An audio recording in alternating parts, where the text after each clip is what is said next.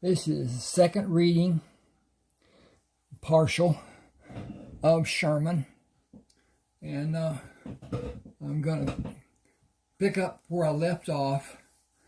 And hope you enjoy this. Anyway, this is Sherman talking to Jack about how they're getting the ship fixed. You'll read that in part 1. And anyway, then Sherman says, "Do what I recommend, and this will be one of the fastest cargo ships afloat." Jack said, "I see the logic of moving the forward sails, and anyone connected to the ship or the shipping company will be delighted with a faster ship. It will also be a safer ship for everyone. The expense will be small, as extra hardware is all that is required for moving the upper sails.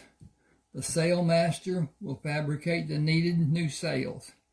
The major expense will be the 2 extra masts and hardware for them, plus boards for supporting the masts." Oh, okay, yeah. Anyway, Jack said 2 extra masts and gaining more efficient wind management, plus added sails for speed. "I am impressed and happy. It will be done in Florida. We are rebuilding the ship as I told you I wanted to be your priority after taking command. Tailwig will harm no one now. This has turned out to be a really good day, and it is still early morning."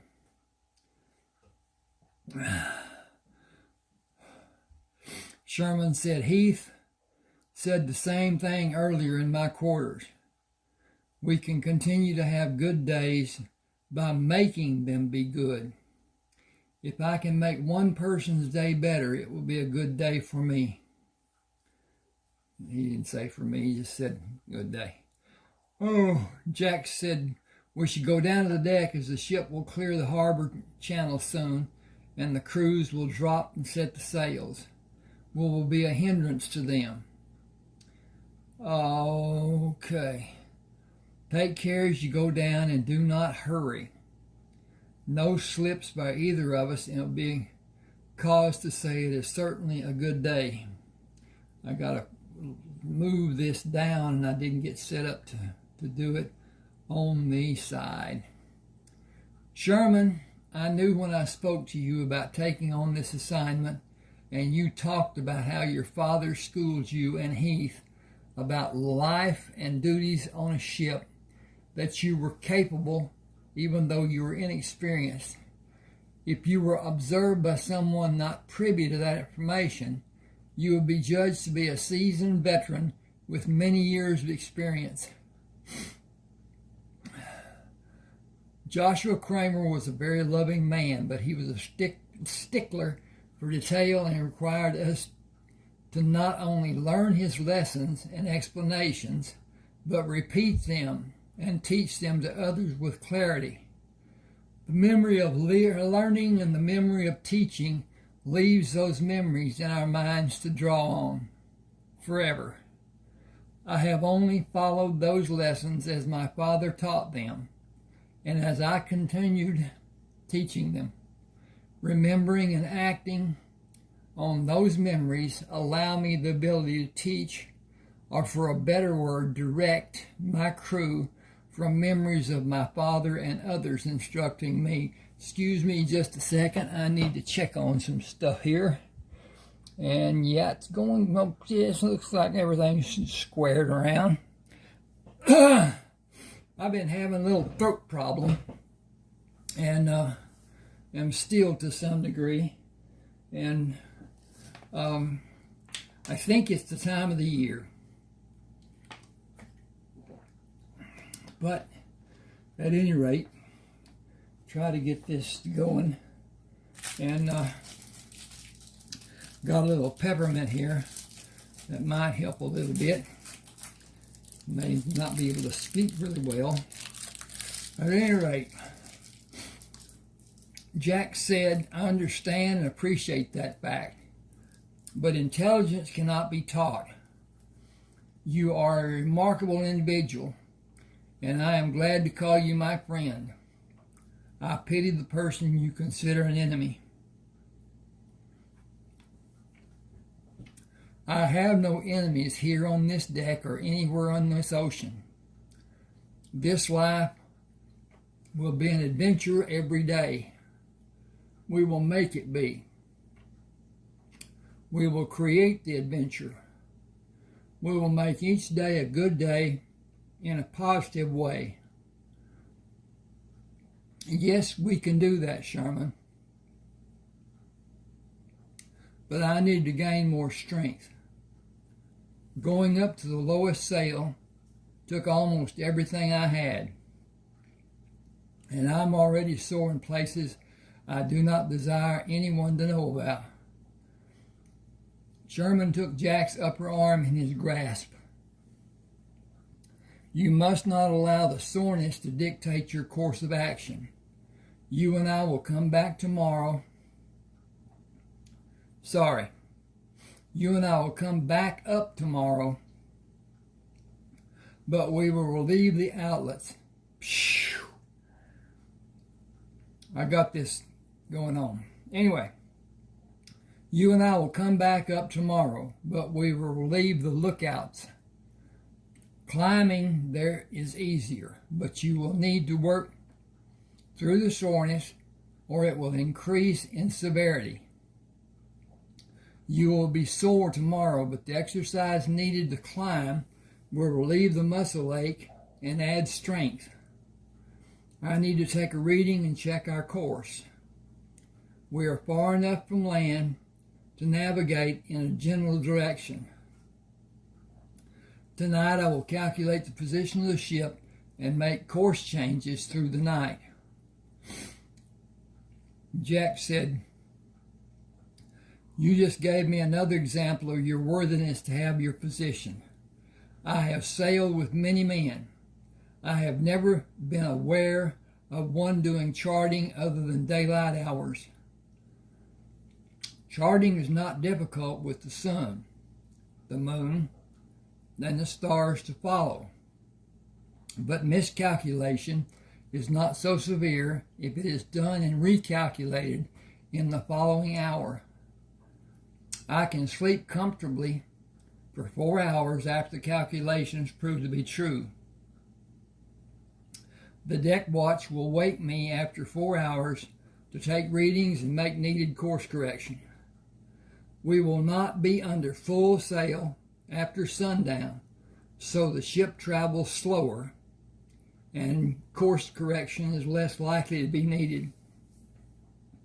I will go down now using that line. Will you climb down the line?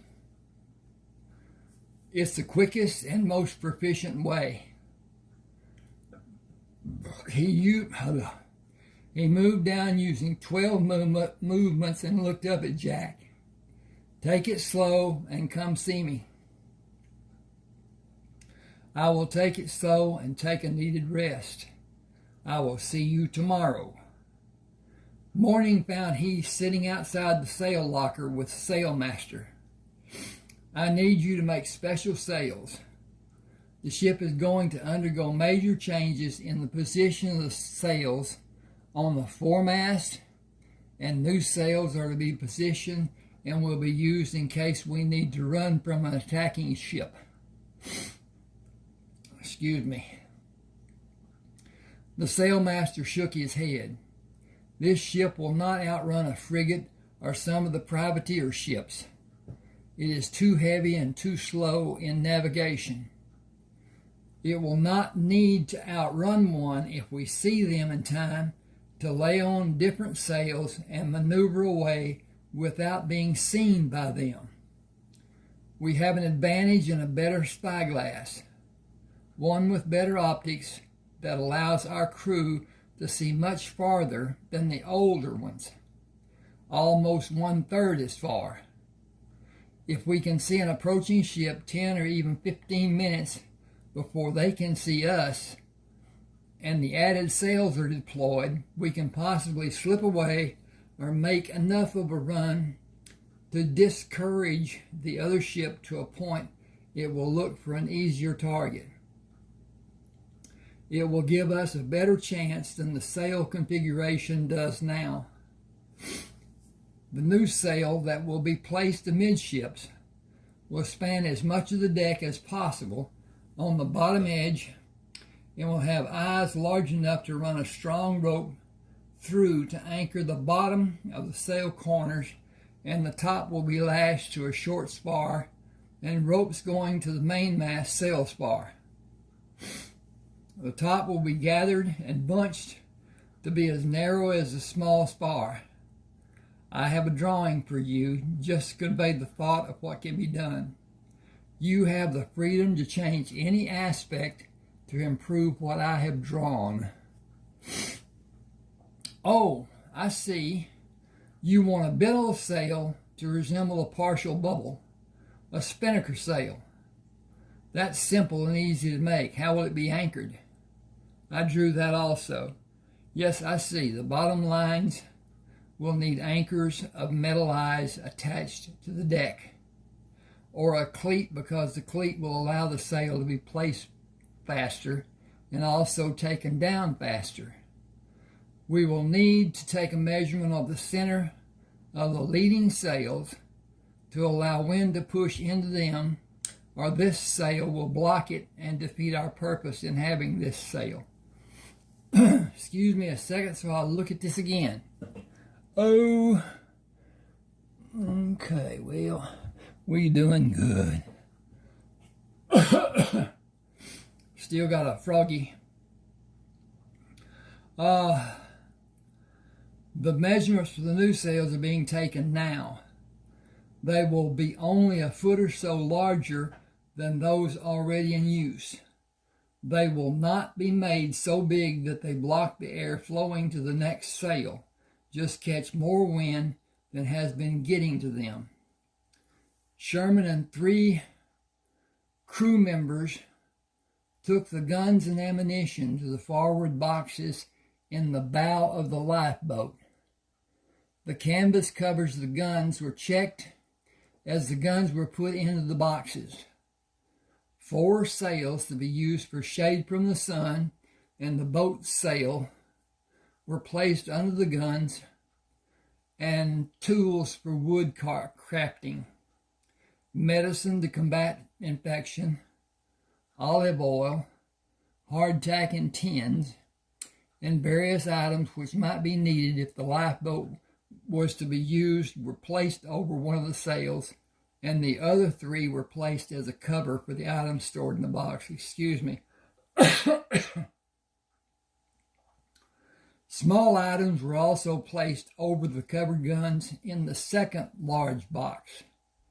2 small casks of water were stacked and lashed to lay in the bow, with a single cask in the rear and singles placed between the 4 seats. Carpenters crafted flat wood to be used as stays for the shade.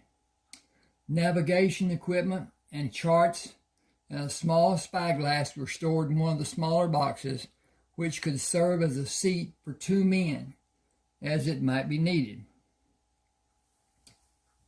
The 2 remaining boxes were filled with items he judged might be used in the open water. He padlocked the 5 boxes and gave extra keys to Heath and Jack. After the ship's crew retired, Heath helped Sherman carry the gold in 2 small chests and the Texas banknotes in 7 tins, and rearranged them with the earlier placed contents inside 2 of the small boxes. Hot wax was applied to the underside of the lip that closed over the side of the boxes to seal them against moisture, and a canvas was fixed over the boxes using hooks on the side of the boat and metal eyes in rows on the edge of the canvas. A second canvas covered the entire boat. Cornish did the required work half-heartedly and continued bullying men after working hours by challenging them to a box. Boxing was a sport in its inception, intended to allow men to work through problems and frustrations in physical combat by allowing two men freedom to wrestle until one was not able to stand on the box. When one was removed by whatever means was employed, well, that didn't work. Okay, got to change this page. Dink. The one standing on the box was judged to be the winner, and harm to the loser was never imagined. That pretty much was the one remained standing on the box who remained. Okay. The sport grew until any means was accepted, even using fists to knock an opponent from the box, and the sport gradually moved away from strictly wrestling. The first night Heath stood watch. Shouts of encouragement came from the cold cargo hold. I'm going to put two words together there. As watch officer, he moved down the ladder to investigate. Cornish stood on the box after knocking his opponent from standing with him on the crate and chided Heath. "Hey, fatty, knock me off the box if you can." Hollister said, "You can't hit an officer.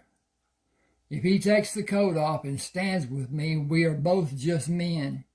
Care to do more than just give me orders? You afraid of me?" Heath grinned. "I am not afraid of you." "Then bring your big arse up here and try me." "Will you leave the other men in peace if I do?" "If you can best me, I will not do anything for 2 days. You have to best me again after that."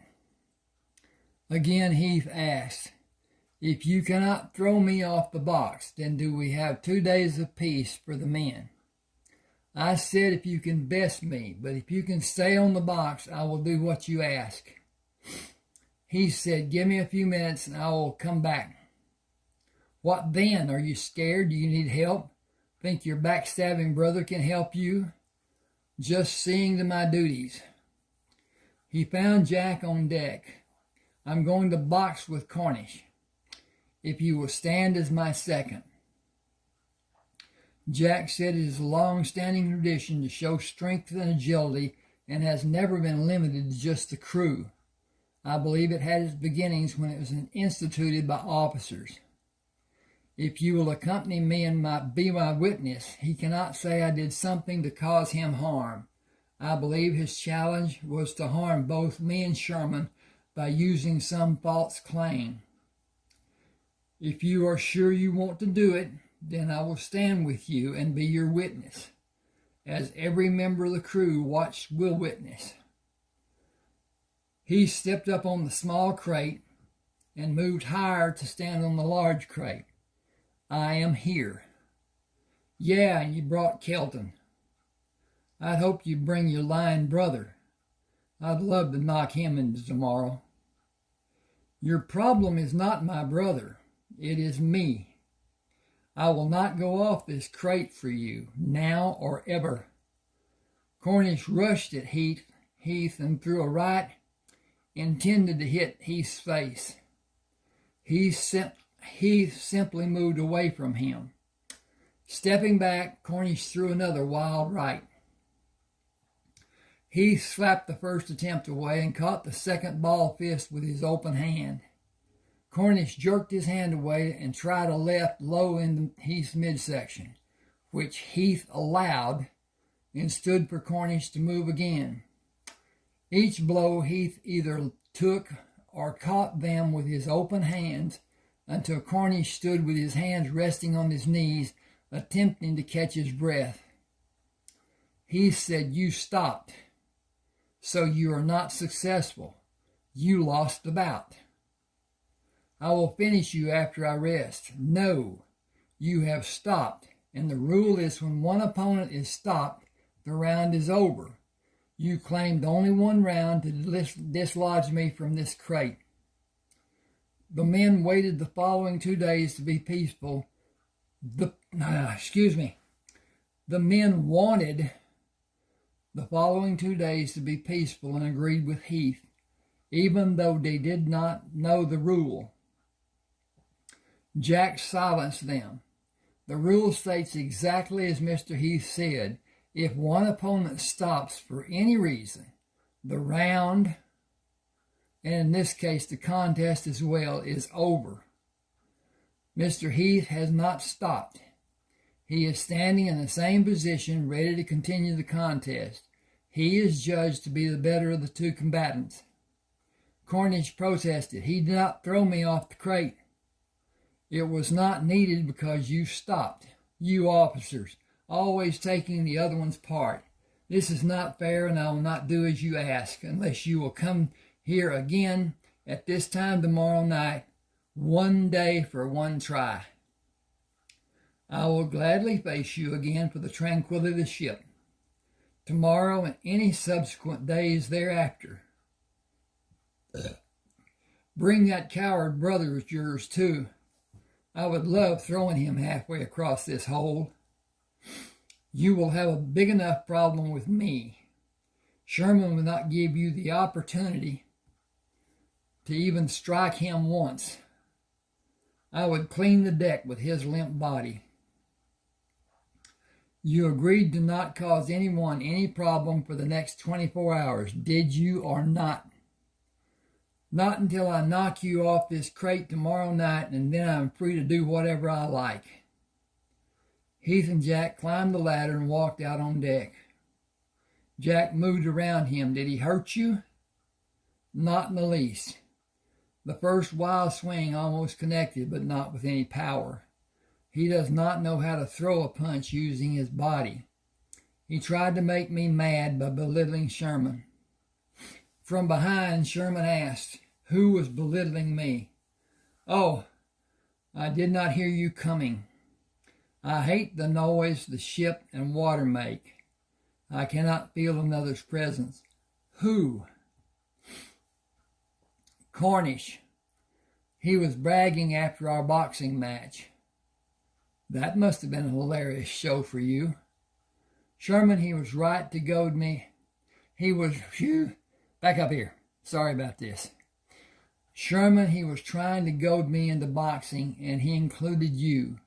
Not a very good attempt on his part. Did he hit you? Once when I was not set, and once that I allowed. Nothing like the men in Cullen's bunch. Now, George is a different thing altogether. He can stop a charging bull with one punch. Sherman laughed and spoke to Jack. Heath would stand with George and catch his blows to stop them. George did not want anyone to think he was not trying to hit Heath, so he kept trying. He managed to land a few, but Heath caught the largest part, and George would just quit and tell Heath how sorry he was to not give him a better contest. Heath is the fastest big man I have ever seen. Him and Jimenez. I think Heath might be faster. Heath scoffed. Jimenez is older and may have slowed a little. He is still fast, and Sherman is fast. He is strong, and he can punch like a kicking mule. Cullen and his teaching made him be fast, or Cullen would have beat the pudding out of Sherman. They were at each other constantly until Cullen went off with his men. That was a sad day for me, a sad day for all of us. Sherman said, I have just given the helm crew a new course, and I'm going to sleep. Have someone wake me before mid-watch, and I will check our course again. Good night, you two. Jack put his hand over Sherman's shoulder. I will walk you down. Good night, Heath. Good night to both of you until the morning. Sleep well. Got to do a check here. 24,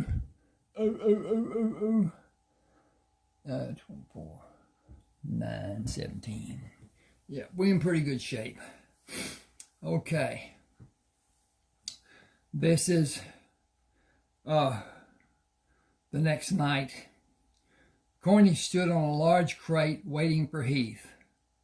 You afraid to bring your backstabbing brother? It doesn't matter. I'll knock you off the crate and he will have to defend you. I want to bust his head in. Worry about me. You will never be a match for him.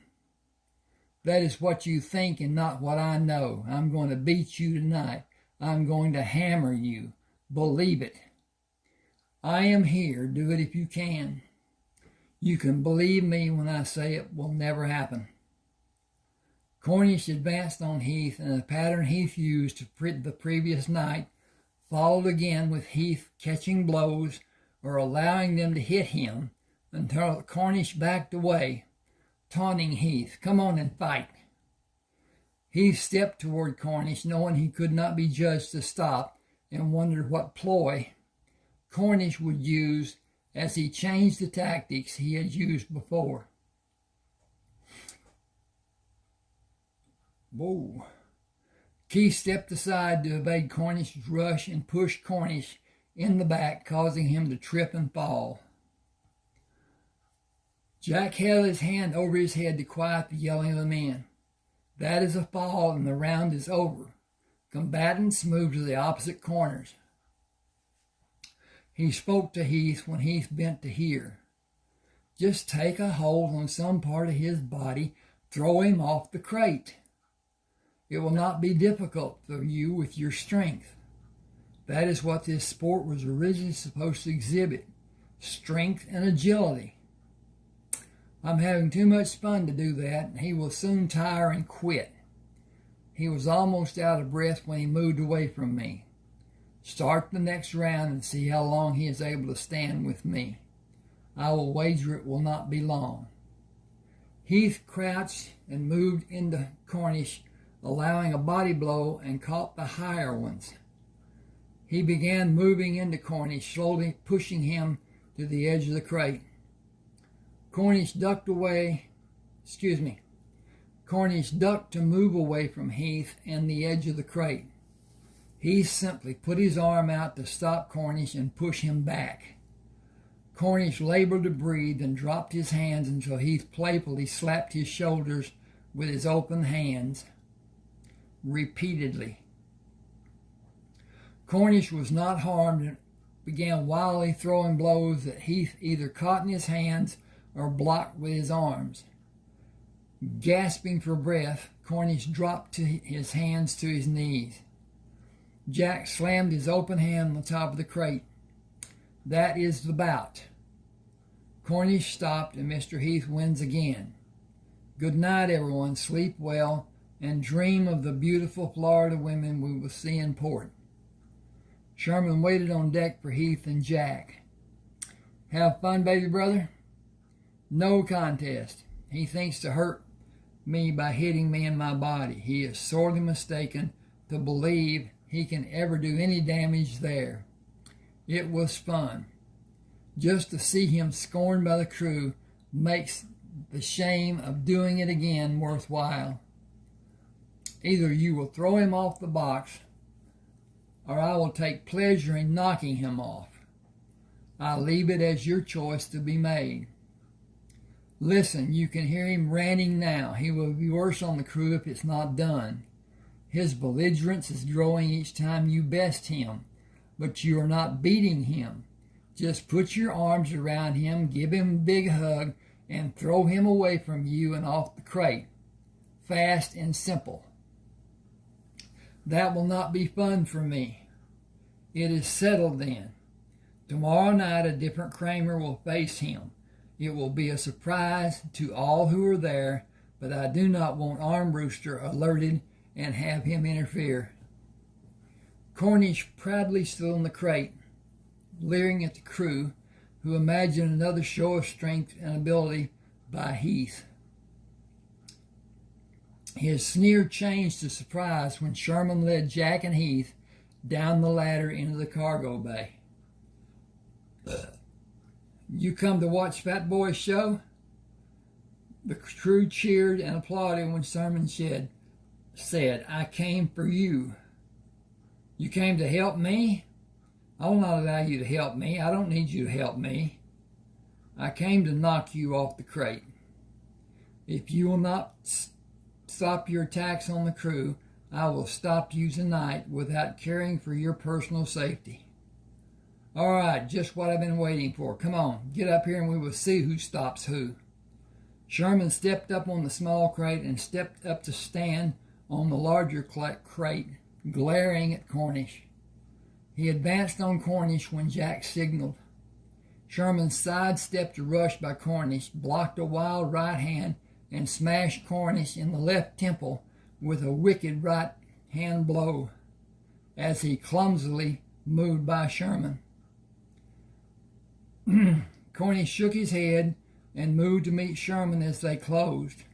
Sherman laced a left fist into Cornish's face and followed the right to his left eye. Moving to his right, Sherman suckled, "Shoo!" Moving to his right, Sherman circled and repeatedly threw the right blow to Cornish's left eye, followed by left-hand blows to his head and body, punishing Cornish with each strike. Cornish moved to his left to decrease the exposure of his left eye, only to be stung by a barrage of blows to his face. He dropped into a crouch, preparing to lunge into Sherman and knock him from his feet. Sherman brought a right uppercut from his hip and straightened Cornish to his full height before he could rush. A booming left caught Cornish on his chin, knocking him sprawling off the crate. Landing solidly on his back, his head bounced when it struck the deck. Sherman stepped down from the crate. "I intend to inform Armbruster first thing in the morning of this night's happenings. I need you to go with me, as I believe he'll be more upset than any other time. It has been many times, as I recall, has it not?" Jack agreed. It has been many more times than those times he was carefree and happy. Break. Randall Cornish was breathing normally. His organs were functioning properly, but he did not hear the clamor for Sherman's victory. He did not hear the noise of the crew as it faded when the cargo bay emptied of men who left him alone in the hold. He was completely unaware of his surroundings, was not cognizant of the length of time that elapsed before he regained consciousness. Several minutes passed before he moved, and clarity of thought allowed him to understand he was alone in the Galworth center cargo hold. Slowly he rolled his head from side to side before realizing his sight was limited as he was looking up with his partially opened right eye. His left eye was swollen tightly shut. Moving his feet from the splayed angle, he bumped them together several times and relaxed to allow the tension to diminish. His head hurt, but he was able to move through though badly shaken. He pushed his upper body up to a sitting position and carefully examined his face with both hands, wincing each time a cut was located, and swore when he discovered his lower lip was split open. Staggering, he tried to stand, righted himself, and swayed from side to side as he clumsily climbed the ladder leading out of the cargo hold. Entering the crew's quarters, he hit the first man he met and knocked him down. Stepping over the prone body, he hit a man stretched out on a hammock and continued moving down the passageway.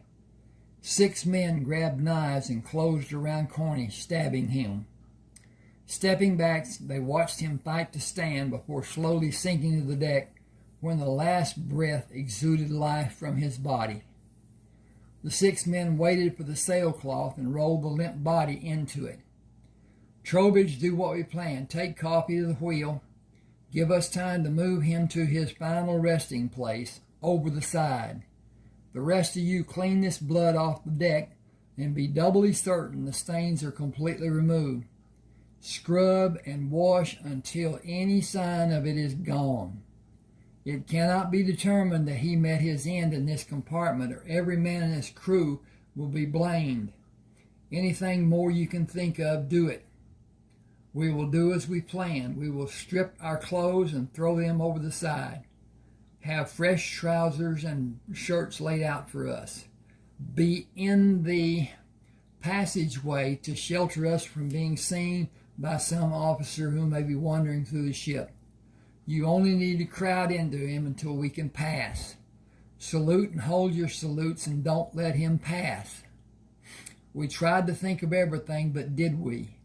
When they killed Julius Caesar, it was thought they did it in secret, but they were all known. The 6 of us will be out in the open for someone to see us, and him being gone will be on our heads. Act for all of us, if you can think of something that will help. Trowbridge held the tray up for Hollister to take and climbed the ladder to serve the crew coffee at the shelf behind the wheel and the table. I need to check the time. Hold on with me just a second, and I'll talk about YouTube and the limit that they impose on how long a video can be. I know that there is a limit, but I don't know how long it is. So I just try to keep it less than might be. When I get a warning, I'll know. Okay, let me get back up here. And the table, yes. Hollister quickly tied the wheel in place and joined the other men.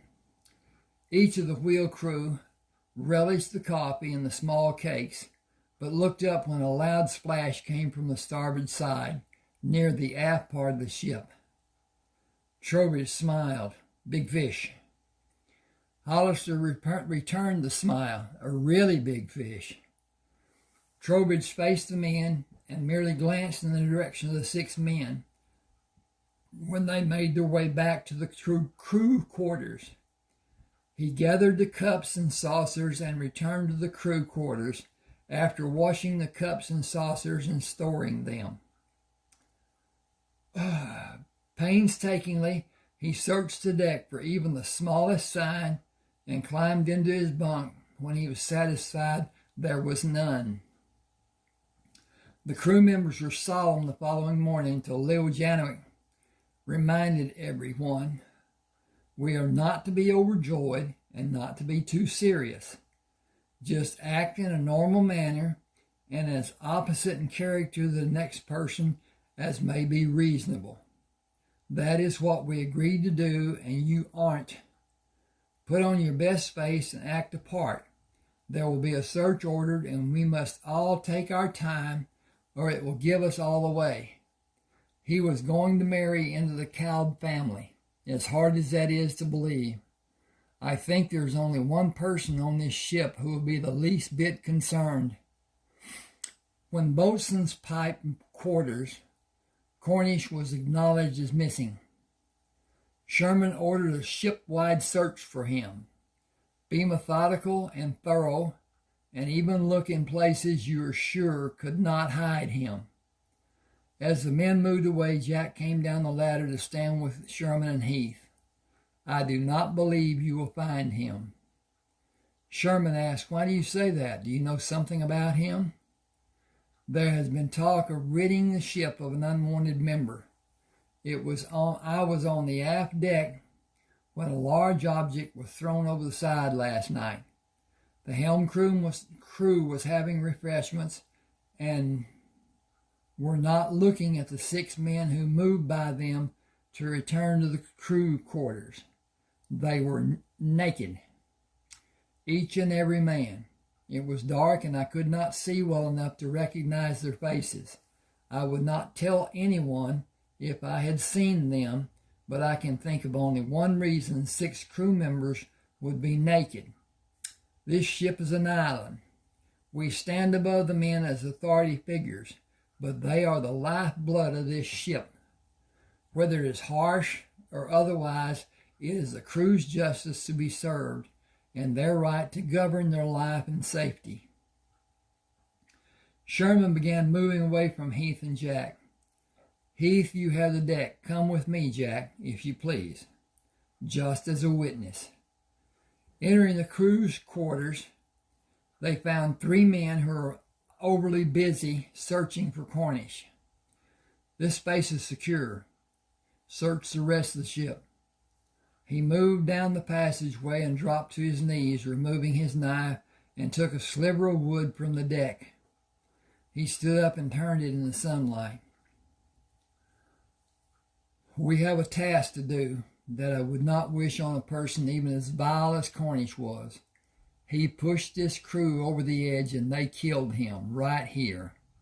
I will not tell him Armbruster that. I will merely tell him Cornish is missing and has not been found by a complete and thorough search of the entire ship, excluding Armbruster's cabin. I know this crew, and I do not believe an act such as this one committed here last night will ever happen again. I believe the crew decided it was time for Cornish to be stopped before he severely injured someone, and the men prepared themselves for a needed action. I do not believe anyone was assigned to act. The ones closest and in a good position around him did it. The deck was cleaned. It practically sparkled from being so clean. The adjoining boards in this space were obviously not cleaned. Sorry about this. The adjoining boards in this space were obviously not cleaned, and the sides of the clean boards held the evidence. Murder was not committed here last night. An execution, so ordered by each and every man in the crew, was efficiently carried out. Did you see one man this morning who looked either menacing or guilt-ridden? Not a single soul. I observed all of them acting quite normal. Not too happy, not too sad. In fact, I did not see any actions out of normal. We know what happened, but the crew does not seem to know, or maybe they do not care. Or it may be that they don't care. Okay, not maybe as one word. Because their world was made right by actions that would be judged to be wrong. Take the officers out of the equation, and the whole crew that was involved in the action agreed to be a part of an act that could be very bad for them as individuals in a judgment of officers in a court. How could we condemn the whole crew? We certainly cannot run the ship. If all the crew is in the stockade, we cannot run the ship if all the crew is in the stockade. Sherman smiled. Who would cook for them? Returning to the deck, Sherman had the boatswain pipe quarters. I got to quit here a minute, get my composure, and need to check this time again. Yep, it's getting there. At any rate, get back to this. I think my blood sugar's down a little bit. That may be a problem. I've been having that problem for a long time. I am not hyperglycemic. I am hypoglycemic. My blood sugar goes down instead of going up, as in a person with a type 1, type 2 diabetes has. My suffering is not life-threatening to a degree. If I don't take care of it and be able to do something about it, which I do, it could be, I suppose. But at any rate, I'm going to get this together. Okay. He had to pipe to the quarters. Heath, go up to the master's cabin. Prevent him from leaving his cabin by standing at his door, and prevent his leaving. If he makes an attempt by bumping into you, warn me with a bird call. With Heath in position at the door of the master's cabin, Sherman addressed the crew. Each of you bring your knives, bring your knife, and leave it on the table. Sherman observed as each man brought his knife, placed it on the table, and moved back to his billet. He picked 4 knives to hold and ordered the crew to retrieve their knives and returned to quarters. 4 crew members remained at the empty table. Standing in front of the crew, he indicated the owners of 4 knives standing in line to retrieve the knives. I know what happened. I know who made it happen, both directly and indirectly. I know who was involved. Every man standing at quarters. There will be no repercussions.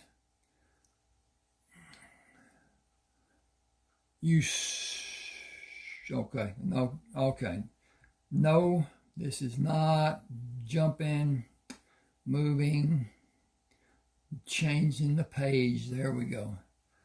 No repercussions, no punishment. I only ask that it never be spoken of when you're away from this ship. I suggest to all of you that if it needs to be spoken of here on the ship, make it as quiet as possible among the whole group of the crew and never spoken about again. I have killed people.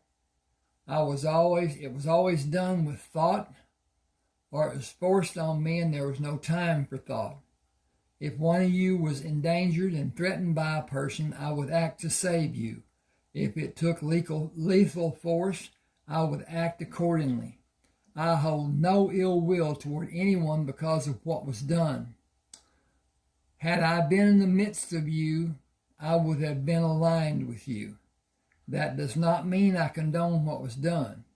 As first officer, I'm not allowed to. Enough has been said on the matter. It is over and done. If one of you or one of the others who were actively involved needs to speak to me, you have my permission. Break from quarters and remember Jack Kelton, and I will go to the master's cabin and tell a story neither of us want to tell about Cornish being missing. Remain calm should you hear screaming. We will soften the blow as much as possible. Mr. Heath will have the deck. Look to your officers for instruction. Look to your shipmates for help. Look to your safety and the safety of your shipmates. All hands turn to. Should I quit right here or not? Let's see what thing goes on in the gong. Okay. Armbruster sat behind his desk and looked at the overhead while Jack informed him of Cornish's disappearance. Was the ship thoroughly searched? It was, and scoured might be a better term for the search. It was done throughout the ship except in your cabin. He is not on the ship. Surprisingly, Armbruster was calm. Then there is nothing more to be done. Jack said, nothing I can think of. He continued looking at the ceiling. Every weapon of any size is to be taken to the weapons locker. The cannon you have requested will not come aboard this ship. I will report to Mr. Kalb that you disobeyed my order if the weapons are not collected. Bring me the key when it has been done. Cornish could not just disappear. I sense a smell of foul play. The 2 of you reek, and other men on this ship smell also. You are dismissed. Sherman left Armbruster and returned to the deck. Boatswain, pipe quarters. The men of the crew came to the deck and quickly assembled. The shipmaster has ordered all weapons to be locked in the weapons locker. He means all weapons, which includes your knives. I will not order you to surrender your knives if you are in the sail cruise, because you cannot cut away a sail if you are empty-handed. Losing a mast is not going to happen. Each sail crew will be given 4 knives when you go aloft. Boy, nothing can be done to lessen the severity of the ship's master's order. I am signed on to this ship for 1 year. I will honor my pledge and will ask you to try also. It will be tempting to jump ship when it is leaving the next port. I will try in the next few days to find a way to alleviate the circumstance, and I imagine Mr. Telwig is influencing Master Armbruster. If that is the case, the influence will be short-lived because we have done better than expected and will be in Tampa Harbor 2 days from now, and Mr. Telwig will leave the ship's company. The arrival in Tampa is conditional based on best guess for continued travel time. I will say to all of you who are thinking about changing ships, consider if you are signed on to be a member of the crew of the next ship Mr. Telwig will be on. Stay on the ship because conditions have improved and will continue to improve. When we are finished with our year aboard the ship and back in America, you will all have a sizable payday.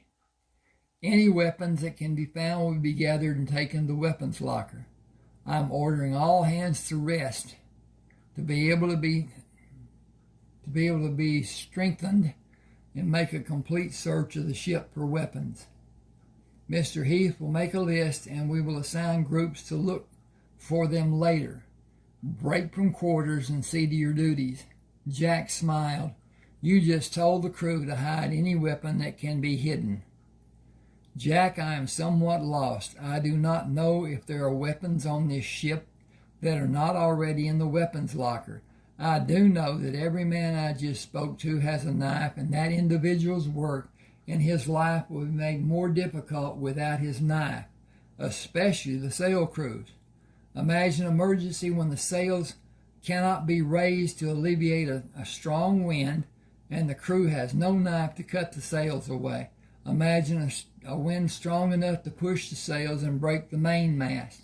Imagine a man afloat falling into the water. Imagine a man afloat after falling into the water. I'll change that.